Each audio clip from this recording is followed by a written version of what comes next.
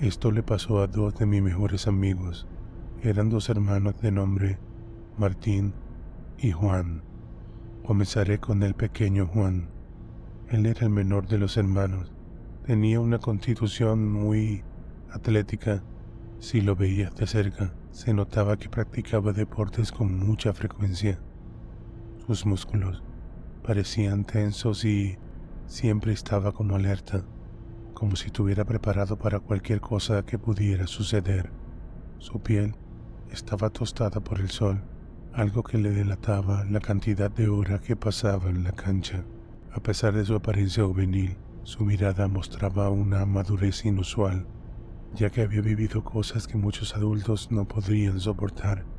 Quizás era la influencia del pasado traumático que compartía con su hermano mayor. Por eso abandonó la escuela y se dedicó al deporte, sobre todo el básquetbol. Él amaba el básquet. Era un prodigio en eso, se los aseguro. Yo era bueno también y siempre hacíamos equipo, pero él no dejaba la cancha. De 10 lanzamientos que hacía, 9 iban directo a la canasta y en muchas ocasiones, de 10, lograba los 10. Yo siempre pensé que sería un futuro jugador de la NBA. Lastimosamente, somos de Latinoamérica. Y bueno, ustedes saben lo difícil. Mientras tanto, Martín, el hermano mayor, destacaba por su inteligencia. Era todo un cerebrito. Sus ojos marrones parecían escanear el mundo en busca de detalles que muchos pasarían por alto. Se parecía a su hermano menor, o al revés, ustedes me entienden, pero él era más alto y delgado, con una postura erguida que mostraba una confianza en sí mismo. A diferencia de su hermano menor, su piel era más pálida, como si no estuviera acostumbrado a pasar tiempo bajo el sol. Siempre se protegía con un paraguas o sombrillas. De verdad, no le gustaba el sol. Su rostro era agradable, con rasgos finos y expresivos, y a pesar de la distancia emocional que mantenía con su hermano menor, Martín sentía una profunda responsabilidad hacia él, ya que era el único sostén de la familia, y fue algo que le prometió a su madre antes de morir. Prometió que cuidaría a su hermano siempre. Eran la única familia que le quedaba, ya que su padre los abandonó cuando eran muy pequeños y su madre lamentablemente murió cuando estaban entrando a la adolescencia. Desde entonces, él estudiaba y trabajaba vendiendo café en un pequeño puestico en la calle, algo que le sirvió para sobrevivir junto a su hermano. Volviendo a Juan, era rebelde e impaciente y propenso a actuar por impulso, y aunque su madre lo crió como católicos, él decidió dejar de creer y ser ateo, ya que se preguntaba que dónde estuvo Dios mientras pasaron por tantas cosas cuando eran pequeños, mientras que Martín era más reservado y meticuloso. Él siguió con las creencias de su madre, ya que ella era una mujer de mucha fe, y mientras vivió, eso la hacía sentir bien.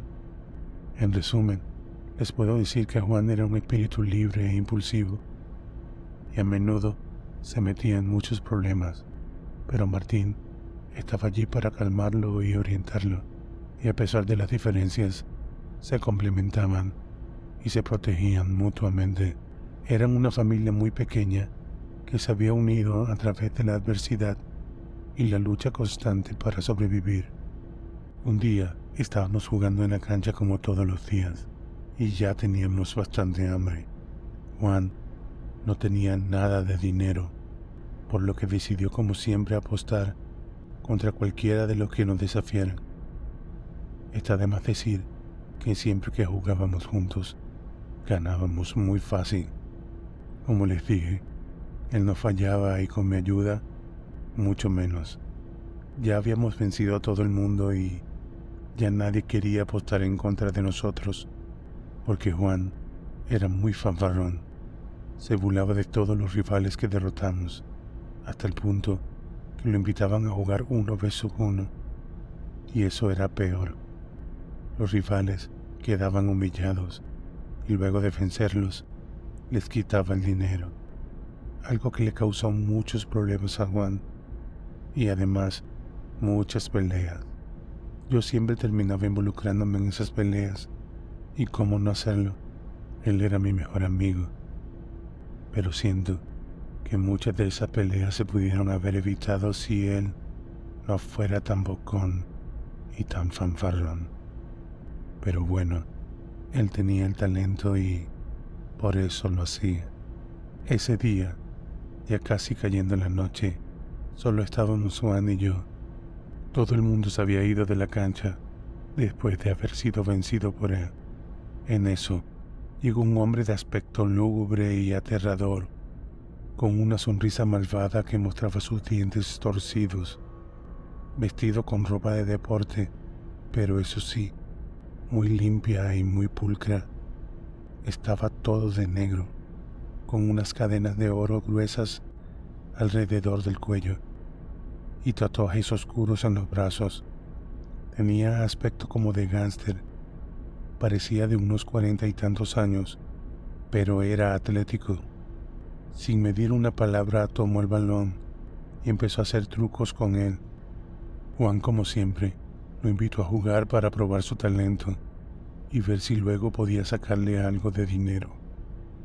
Yo desde un principio sentí escalofríos al ver a ese hombre. No me daba buena espina. Quise decírselo a Juan, pero fue muy impulsivo y solo se puso a jugar contra el hombre.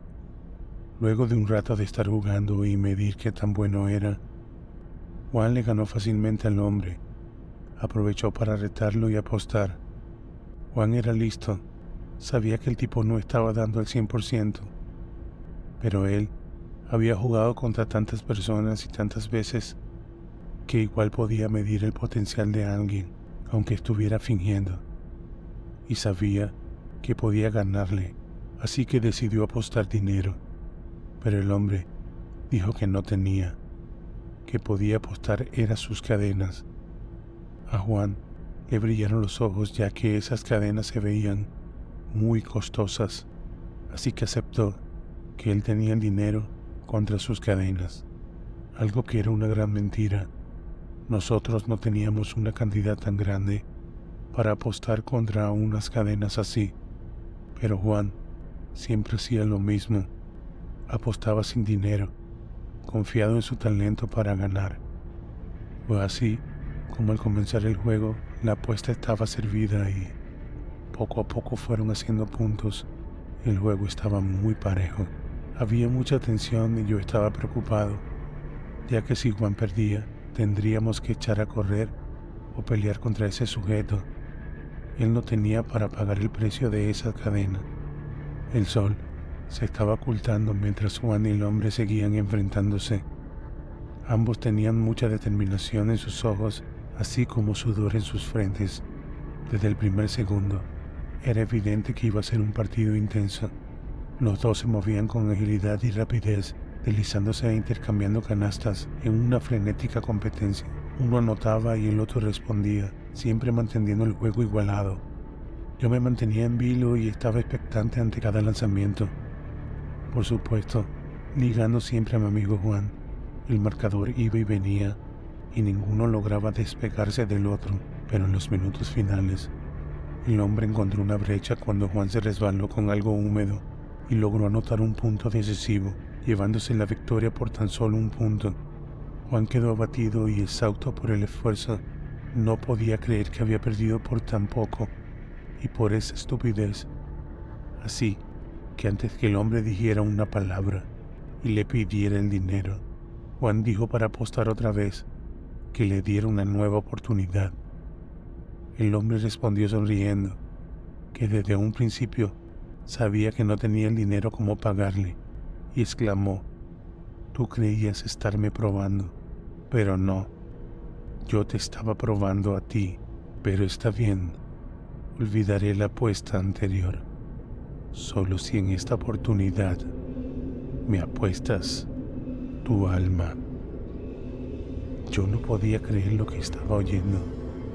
En esos momentos se me erizó toda la piel y todo mi cuerpo sentía un escalofrío intenso. De inmediato le dije a Juan que lo olvidara, que algo no estaba bien. En eso, el hombre interrumpe y me dice: cállate y deja que tu amigo hable. Juan aceptó, diciendo que no creía en nada de eso, así que no estaba apostando nada. En cambio tú, refiriéndose al hombre, tú perderás esas cadenas. Esta vez voy en serio. En ese momento, el hombre estiró su mano y le preguntó: ¿trato entonces? Y Juan repitió: trato aceptado, estrechando la mano del hombre. Al decir esto, el hombre soltó unas carcajadas aterradoras que asustaron a Juan, y de estar muy serio y muy seguro de sí mismo, pasó a estar muy nervioso. Por supuesto, yo también me asusté y me sentí mal, muy mal. Eso no estaba nada bien, nada de eso era normal. Así que me fui corriendo a buscar a su hermano Martín, que siempre estaba en su mismo sitio vendiendo café, a unas cuadras de la cancha con su mesita en un pequeño puesto. Cuando llegué, estaba muy agitado, así que respiré profundo y le expliqué la situación. Pero Martín no me creyó. Dijo que era ilógico que me dejara de tonterías, pero le dije que su hermano estaba en peligro y que viniera de inmediato conmigo a la cancha. Al verme fijamente a la cara y ver mi expresión y fijarse en mis ojos aterrados, se dio cuenta de que no estaba mintiendo. Llegamos a la cancha corriendo, pero ya el segundo partido había comenzado. La atmósfera era diferente, era muy tensa, muy tensa. Juan estaba nervioso, inquieto por lo que le podía pasar si perdía, ya que ahora sí creía en lo que había hecho. La presión se había acumulado en su mente. El hombre, en cambio, estaba seguro de sí mismo y de su habilidad. El partido comenzó como el anterior, con ambos jugadores luchando con todo lo que tenían. Pero Juan no podía concentrarse. Su mente estaba en otra parte, preocupado por su vida, preocupado por su alma. El hombre aprovechó la situación y comenzó a tomar la delantera, anotando una y otra vez, mientras Juan cometía errores costosos. El rostro de mi amigo iba poniéndose cada vez más preocupado. A medida que iba fallando canastas se iba perdiendo el juego, hasta tal punto de notarse lágrimas que iba dejando por toda la cancha. Les confieso que yo también estaba llorando. Estaba muy preocupado y no podía hacer nada para ayudar a mi amigo. Al final, el hombre se llevó la victoria por una diferencia abrumadora de puntos. Juan estaba devastado. No solo había perdido el partido, sino que también había puesto su alma en manos del demonio. Demonio que de inmediato comenzó a burlarse de Juan, justo como él lo hacía con todas las personas que él derrotaba. El demonio se regocijaba y carcajeaba cada vez más. Martín y yo mirábamos la escena con preocupación y él trataba de pensar una solución inteligente a esto, pero no lograba pensar en algo ya que se escapaba de sus manos.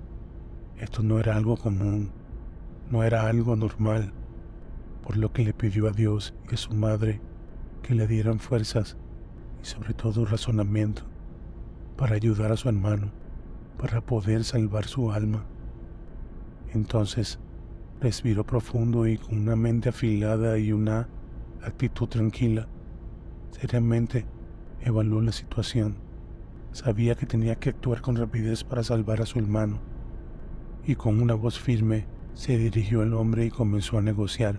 Utilizando su inteligencia y astucia, Martín logró persuadir al demonio para que apostara ahora con él y que le perdonara la deuda a su hermano Juan.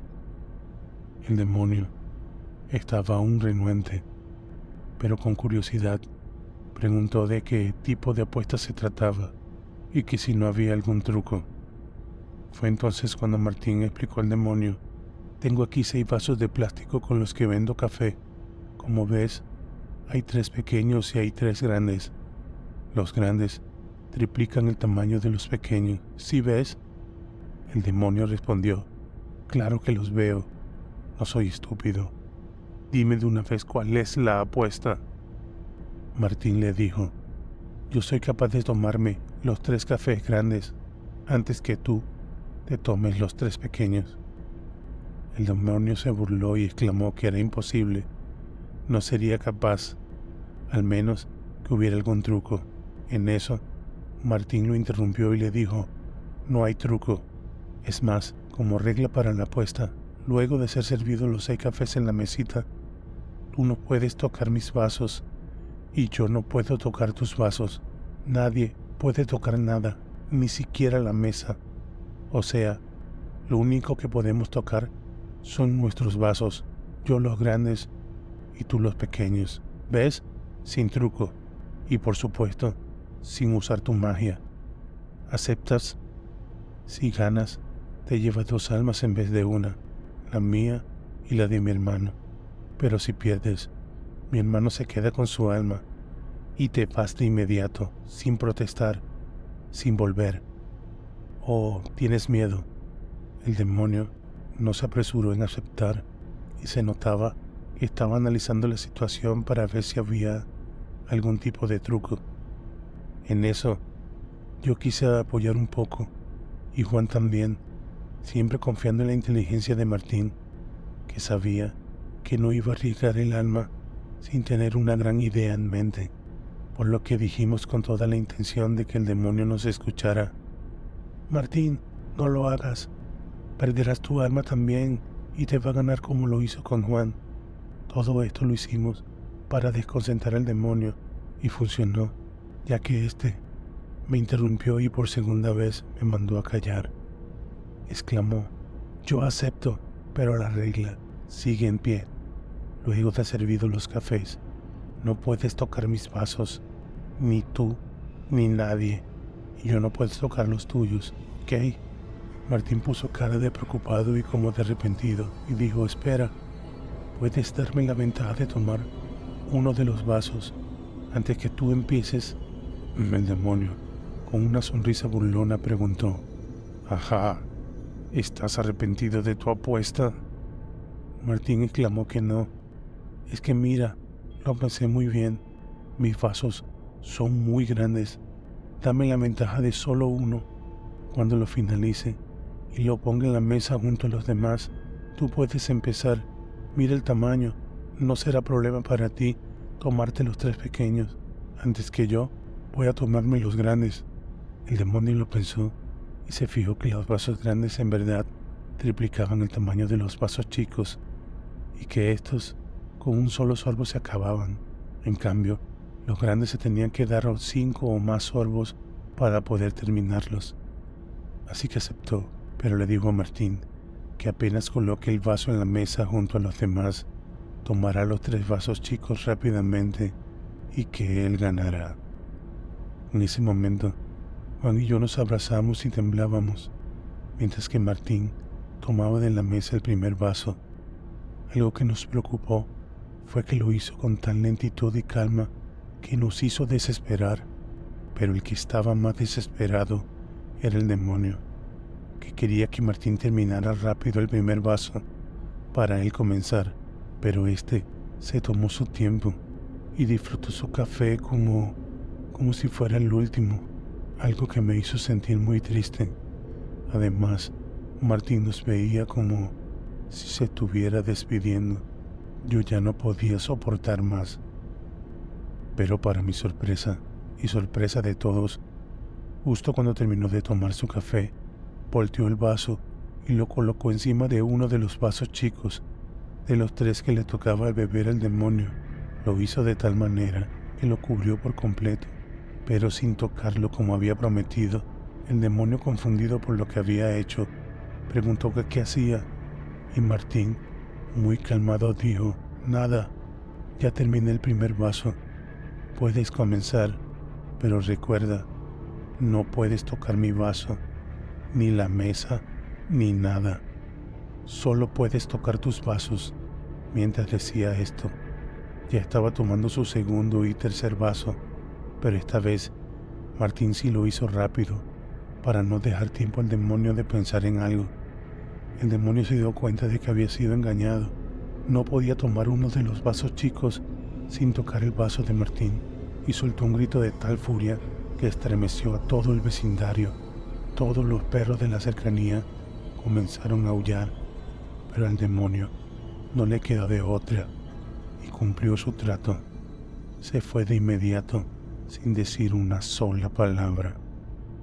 Yo no lo podía creer. Voy a confesarles algo que no le he dicho a nadie, y es que ese día casi me hago de los pantalones luego de todo eso, pero al final los dos hermanos y yo abandonamos la cancha sintiéndonos muy agradecidos y muy aliviados. Después de esa noche, Juan se dio cuenta de muchas cosas y decidió creer.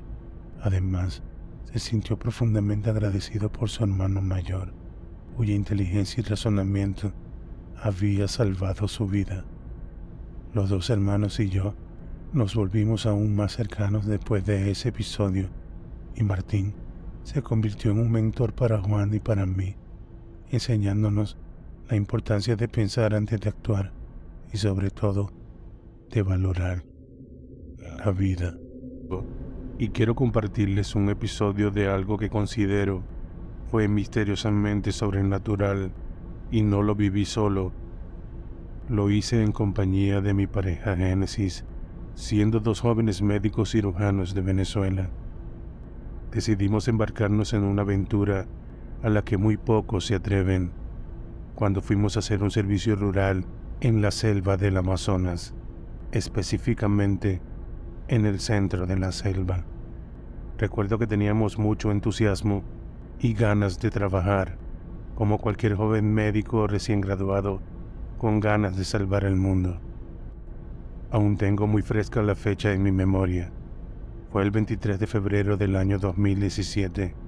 Fuimos asignados a una comunidad indígena conocida por practicar magia de transformación, o eso asegura la mayoría de la población pertenecientes a esos lugares.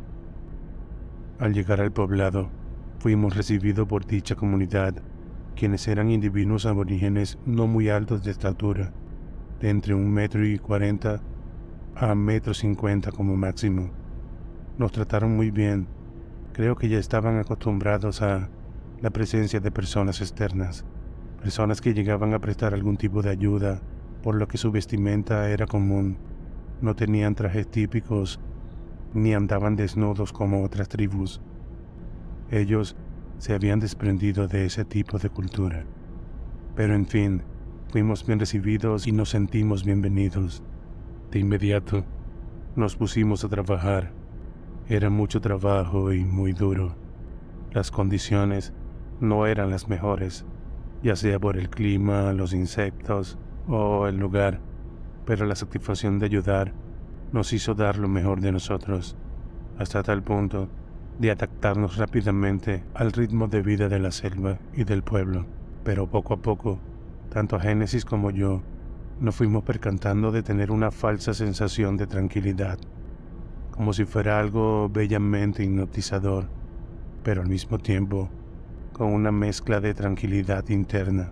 Así pasaron los días, las semanas e incluso los meses, volviéndose toda una rutina diaria, trabajando y luego volviendo a la choza donde vivíamos, construida rústicamente de forma circular, con materiales de barro mezclado con cemento. El techo era de palmas y las vigas era de madera de los árboles de la zona, pero aunque no lo crean, estaba bien construida y bien acondicionada. Tenía ventanas y su puerta también muy bien hecha. En fin, era cómoda y la rutina seguía diariamente, hasta que un día Génesis y yo caminábamos en dirección a nuestra morada. Después de un largo y duro día de trabajo, observábamos cómo la luna se alzaba hermosamente en la oscuridad de la selva. «¿Se ve hermosa?», le exclamé a Génesis, quien de inmediato me respondió que sí, se ve hermosa. Pero desde hace rato algo no está bien. Se siente como algo extraño, ¿no crees? Y me dice, mira, señalándome a lo lejos, que se observa una penumbra llena de oscuridad, la cual Estaba detrás de nosotros y eso dejaba mucho a la imaginación. Pero continuamos caminando y aunque apresuramos el paso, igual fuimos disfrutando del momento. Y nos dejamos deslumbrar por todo lo que brillaba hermosamente al contraste de la luna, haciendo caso omiso a nuestros instintos, que nos decía que algo no estaba bien. Por fin, llegamos al destino y cuando estuvimos dentro de la choza, nos dimos cuenta que aún no teníamos electricidad, algo que molestó demasiado a Génesis, ya que teníamos mucho tiempo sin luz eléctrica.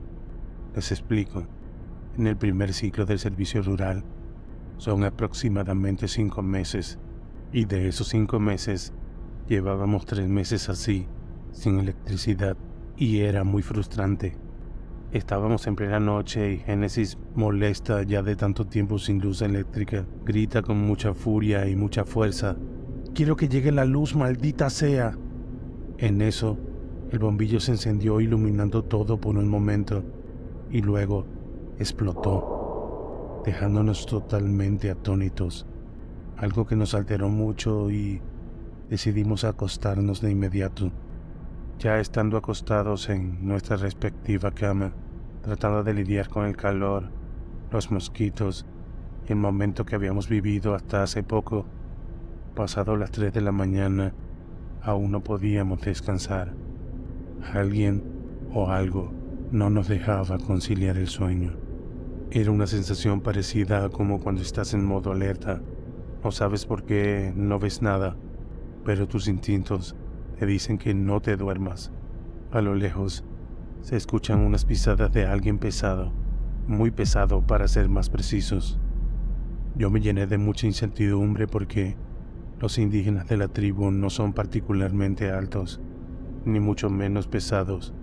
Además, las pisadas eran tan fuertes que la cama vibraba por cada paso, y eso se hacía cada vez más fuerte mientras se iba acercando más. Por precaución, pasé el seguro de la puerta y coloqué cerca de la cama un hacha y un machete, herramienta que usábamos tanto para abrirnos pasos en la selva, así como cortar leña.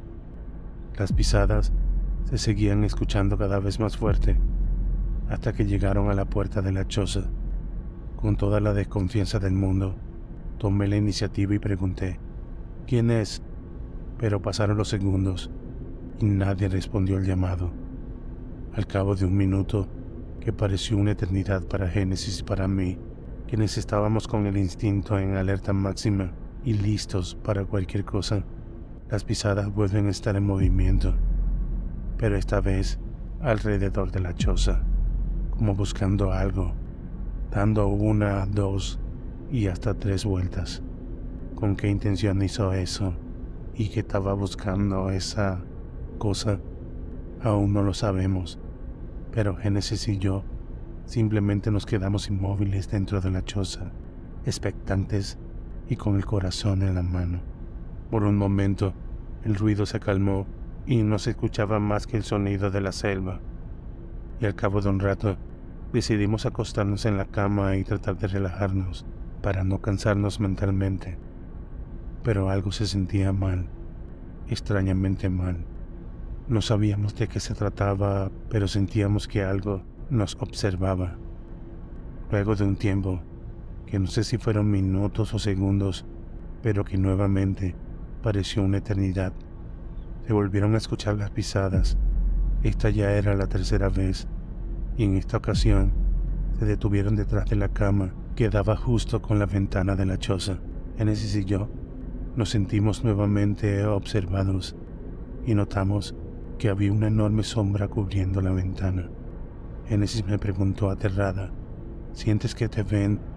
Y yo respondí por supuesto que sí, con los vellos erizados y el corazón sumamente agitado. Nuevamente me armé de valor. Me levanté y abrí rápidamente la cortina para ver a través de la ventana. Inesperadamente, no había nadie. La sensación de ser observado se desprendió de mí, de mi temerosa acompañante, por lo que no volvimos a acostar. Al cabo de unas horas de tranquilidad, por fin me quedé dormido profundamente, pero de repente me desperté con unos golpes muy fuertes en el pecho. Era Génesis y estaba muy alterada.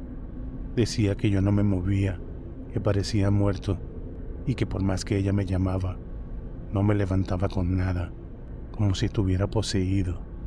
Y siento que era verdad, ya que en sueños podía oírla y sentirla, pero aunque quise en muchas ocasiones levantarme, no podía, por más que lo intentara. Era una sensación de estar encadenado a la cama, pero en fin, cuando pude liberarme de eso, fue que vi a Génesis cuando desperté.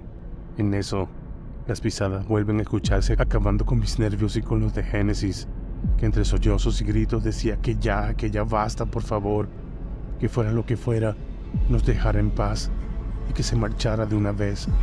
Realmente, no sé si fue por lo que dijo Génesis o una simple casualidad, pero por suerte, las pisadas se estaban alejando de la choza, como si el ente, criatura o sea lo que sea, que nos vino a visitar, ya había saciado su curiosidad.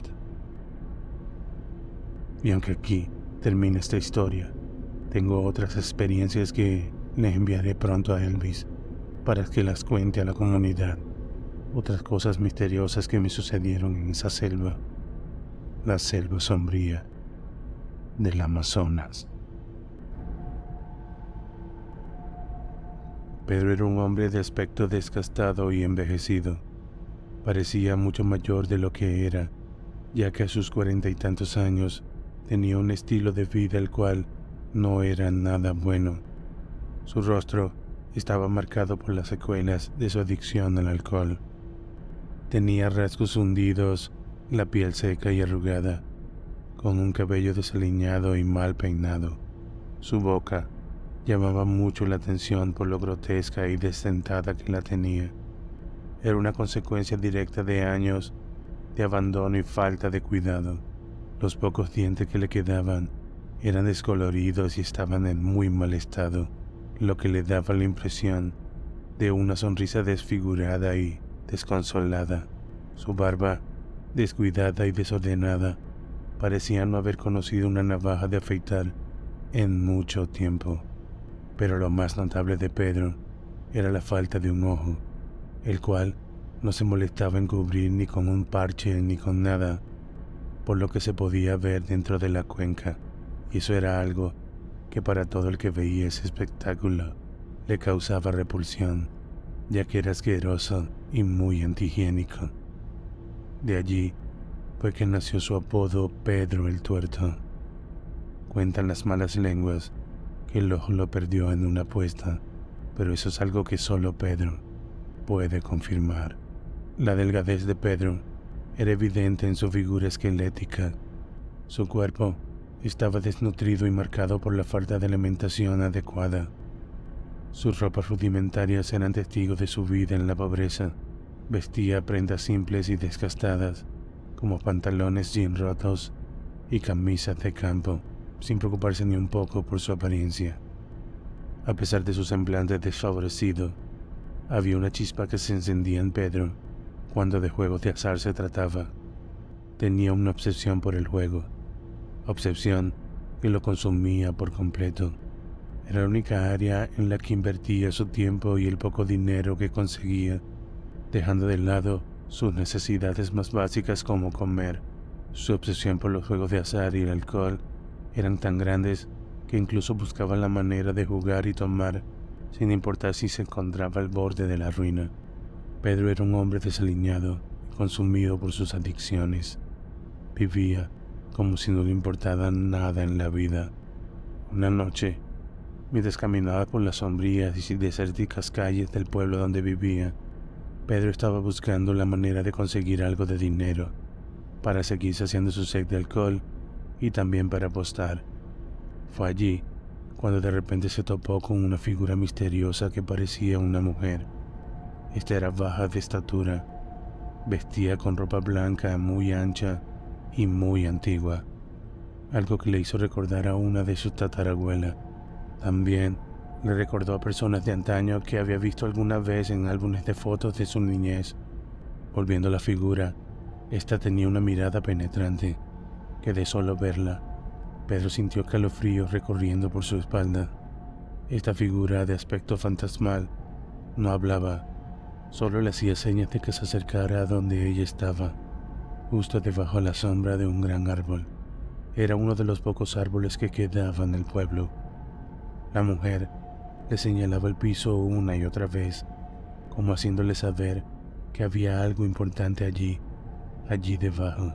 De repente, en un parpadear de ojos, la figura desapareció, dejando a Pedro totalmente asustado e impresionado, pero a su vez muy intrigado. Pensó que se trataba de alguna alucinación debido al hambre que sentía en ese momento, ya que no había comido nada en todo el día, pero sí había consumido una gran cantidad de alcohol, ya que no importaba la hora, siempre estaba ebrio y prefería tomar a comer. En eso, Pedro recordó aquellas leyendas que dicen que hay muertos o fantasmas que se aparecen donde dejan dinero enterrado y que no pueden descansar y se quedan penando hasta que alguien los saca por ellos. No importa si es un botín grande o si es una simple moneda, hasta que no saquen lo enterrado, no pueden descansar. Según él, esto es lo que estaba pasando allí, y pensó que pronto cambiaría su vida y su suerte para siempre. De inmediato, comenzó a excavar y lo hizo muy emocionado, pensando que hallaría una gran cantidad de monedas de oro o plata, y que sería muy rico, que tendría todo el alcohol que podría tomar y que podría apostar todas las veces que quisiera. Luego de mucho tiempo cavando, encontró una moneda pequeña muy antigua, pero que no se veía nada valiosa. Parecía más bien como una pequeña medalla. Tenía una frase escrita, pero por lo vieja y estropeada que estaba, no se entendía. Pedro exclamó: «Esto es una baratija. No puede ser esto por lo que me llamó la muerta esa». Y siguió cavando, pero luego de horas no encontró nada más. Pedro estaba muy desilusionado, pero sobre todo muy molesto. Tanto esfuerzo que había hecho por esa porquería, así decía, por lo que la iba a arrojar muy lejos e iba a deshacerse de ella. En ese momento, Pedro sintió su piel muy fría a pesar del calor intenso que hacía. También sintió mareos y mucha fatiga, por lo que sin darse cuenta se desmayó. Todo esto sucedió ya que tenía mucho tiempo sin comer, ni mucho menos tomar agua, sumado a todo el esfuerzo interior que hizo cavando para encontrar lo que él creía sería su gran tesoro. Mientras estuvo inconsciente, escuchó que lo llamaban por su nombre. Pedro, Era una voz de mujer Pedro. que dijo su nombre con un tono susurrante a su oído y le exclamó: «La moneda perteneció a mí y a mi familia. Ella es la salida a tus problemas, Pedro.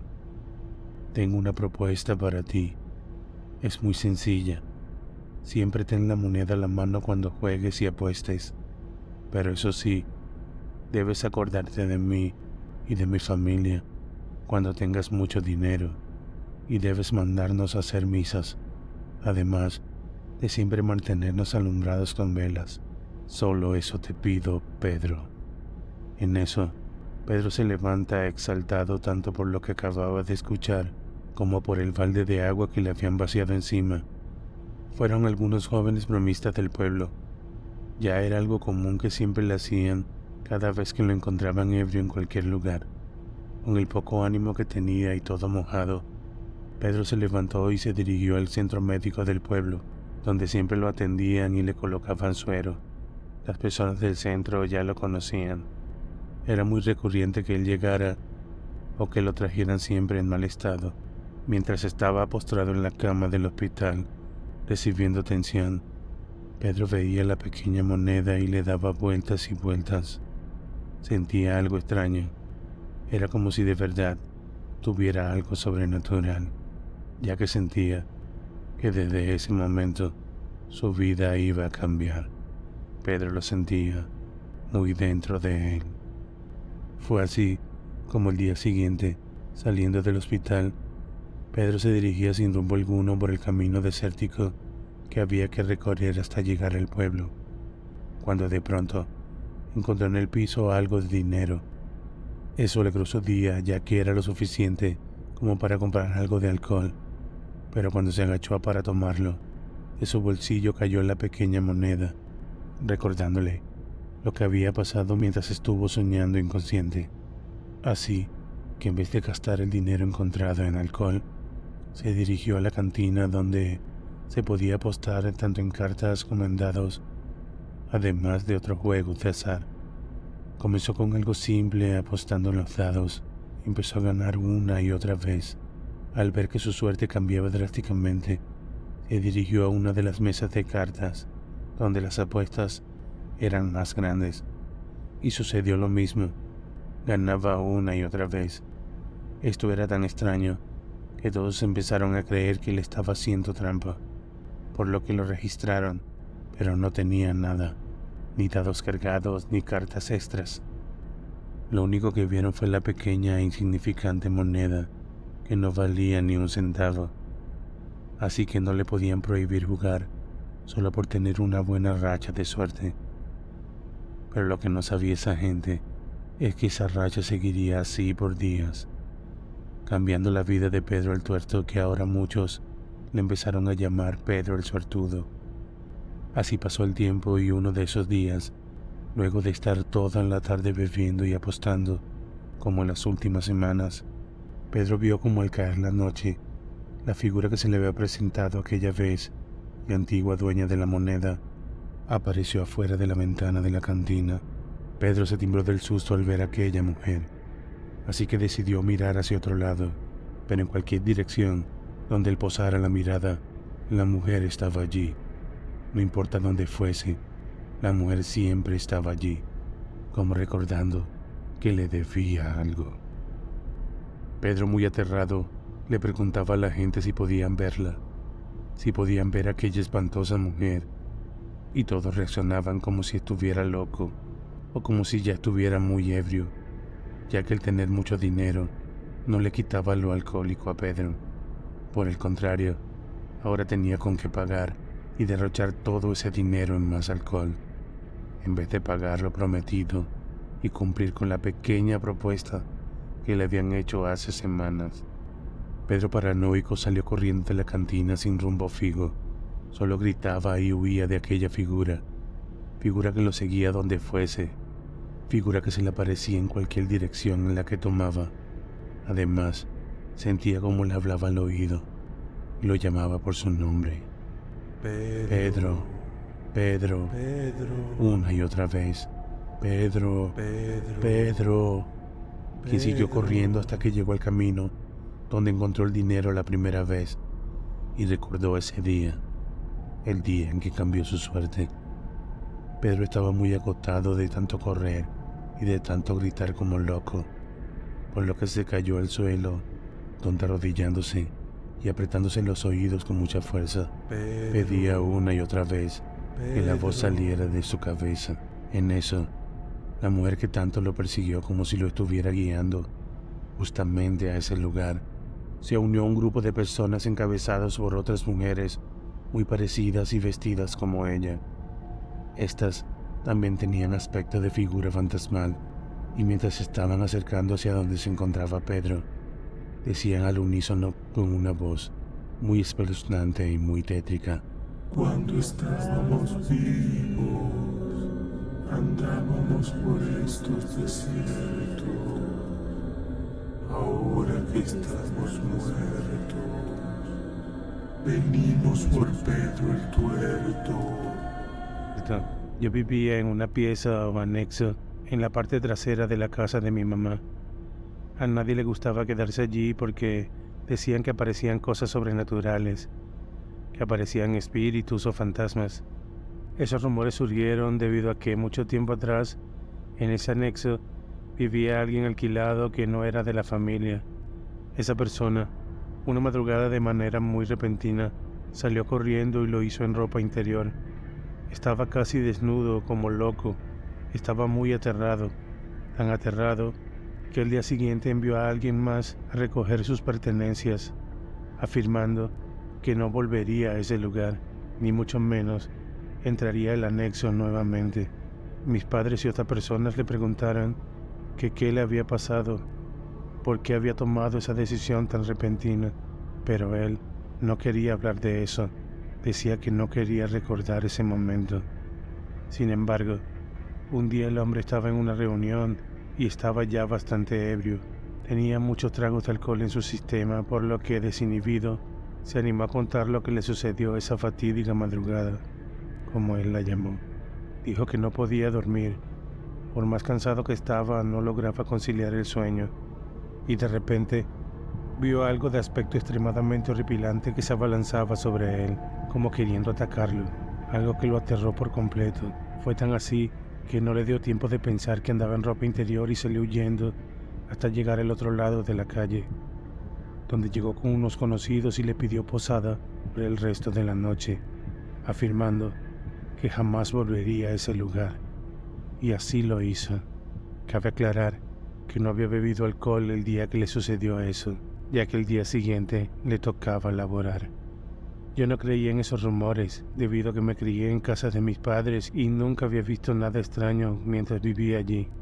Con el tiempo, yo me casé y fue cuando tomé la decisión de mudarme a ese anexo, para tener un poco más de independencia con el que era mi esposo en ese momento. Él siempre decía que desde que nos mudamos allí, le costaba dormir.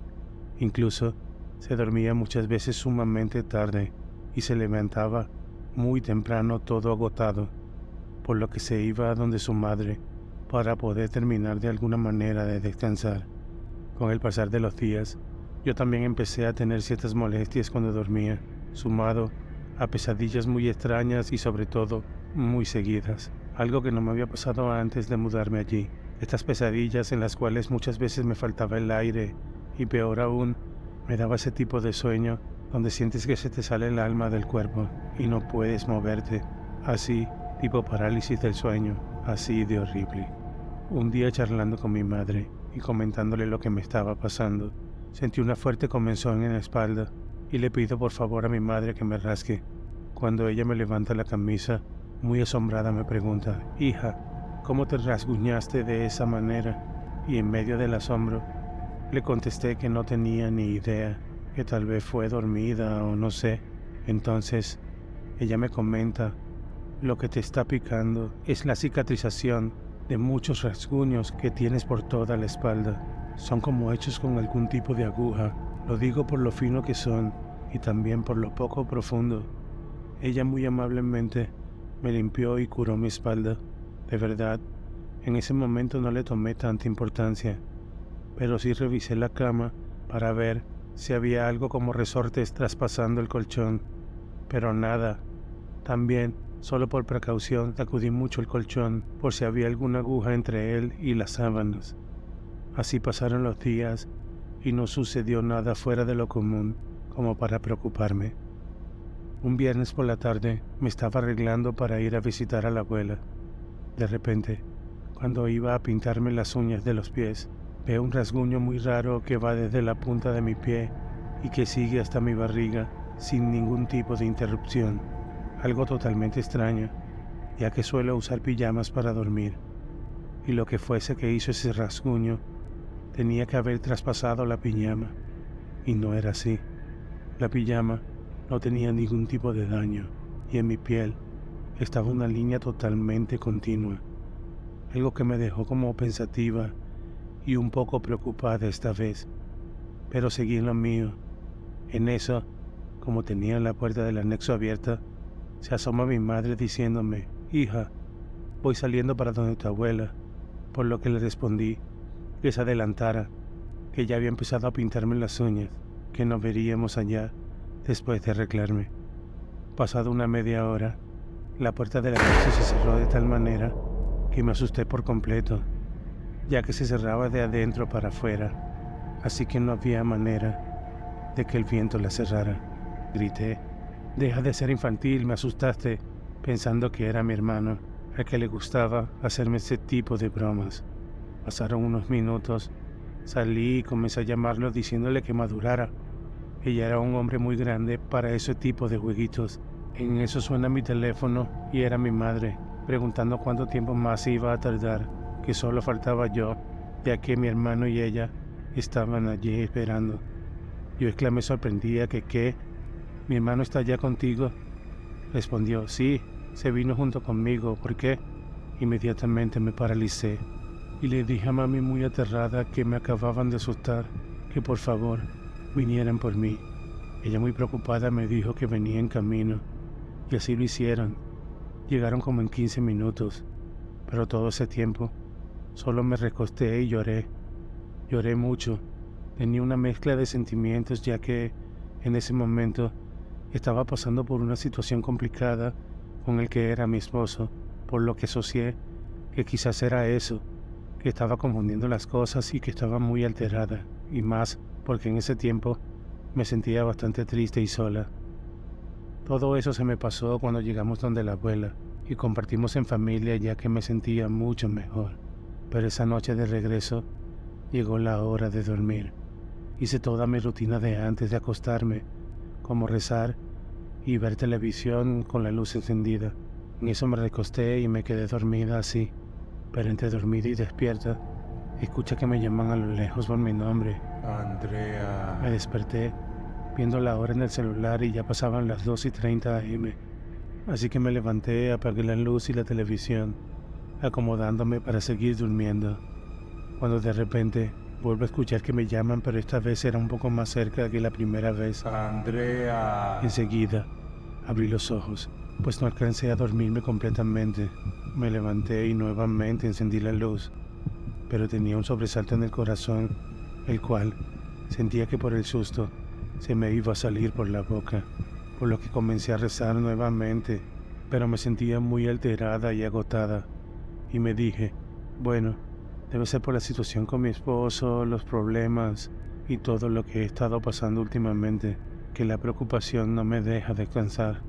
Así que volví a apagar la luz y sentí que estaba más tranquila, de verdad lo sentí, quedándome totalmente dormida esta vez. Luego de un rato, siento que a través de la almohada donde apoyaba mi cabeza, me llamaron por mi nombre y esta vez hablándome muy fuerte y muy preciso. Andrea. Salté de la cama y empecé a gritar como loca, diciéndole a lo que fuese que me estuviera molestando, que qué demonios pasaba y qué es lo que quería, que si no pensaban dejarme dormir. Con insultos, le dije que se fueran a joder a otro lado. Así mismo lo hice, a todas estas. Era como si estuviera discutiendo con lo que me estaba asustando en ese momento.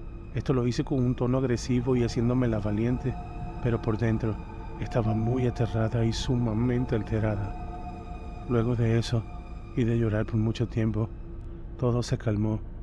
Fue cuando por fin pude dormir. Igualmente, lo hice con el televisor y la luz encendida, solo por si acaso. Al día siguiente, hablé con mi mamá y le conté sobre la situación. Le dije a mi madre para que hiciéramos algo al respecto, ya que no quería pasar por eso. Y pasado el tiempo, dejé de ser el blanco del susto de ese espíritu o fantasma o lo que fuese. Claro, todo esto después que fuesen a hacer una especie de limpieza espiritual en toda la casa, pero sobre todo allí, en el anexo.